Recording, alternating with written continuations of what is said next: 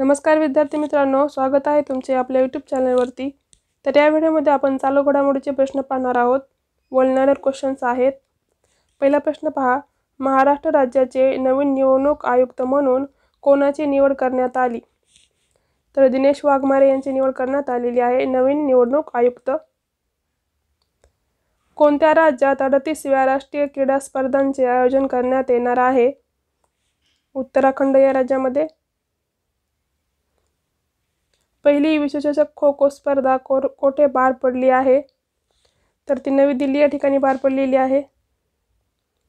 तसेच बघा, दुसरी विश्वचषक खो खो स्पर्धा कोणत्या ठिकाणी होणार आहे? ही बर्मिंगहम इंग्लंड या ठिकाणी होणार आहे।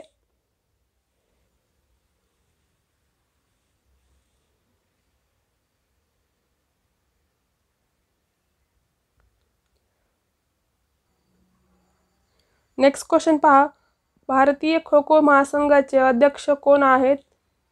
ते आहेत सुधांशु मित्तल। पहिल्या विश्वचषक खो खो स्पर्धेत पुरुषांचे किती संघ सहभागी झाले? तर टोटल 20 संघ होते।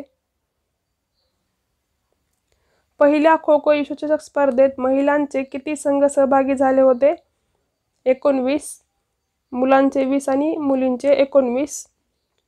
38व्या राष्ट्रीय क्रीडा स्पर्धांमध्ये किती खेळांचा समावेश आहे? तर टोटल 35 खेळांचा समावेश आहे। मुंबई महानगर प्रदेश विकास प्राधिकरणाचा यावर्षीचा कितवा वर्धापन दिन साजरा करण्यात येणार आहे? 50वा।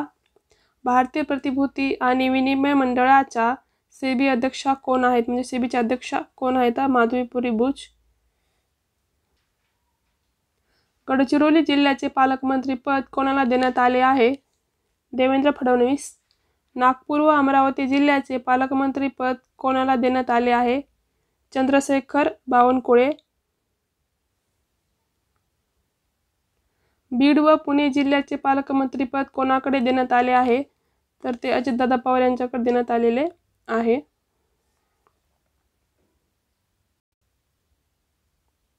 ठाणे आणि मुंबई शहराचे पालकमंत्री पद कोणाकडे देण्यात आले आहे? एकनाथ शिंदे यांच्याकडे देण्यात आलेले आहे। आफ्रिकन खंडातील कोणता देश ब्रिक्सचा 9वा अधिकृत भागीदार बनला आहे? नायजेरिया।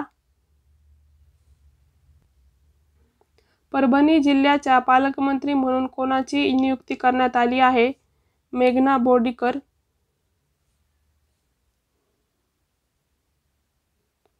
पुढचा प्रश्न पाहूयात, मुंबई महानगर प्रदेश विकास प्राधिकरणाची स्थापना कधी झाली होती? ती 26 जानेवारी 1975 या रोजी झाली होती। ग्लोबल रिस्क रिपोर्ट कोणत्या संस्थेमार्फत प्रसिद्ध केला जातो? जागतिक आर्थिक मंच।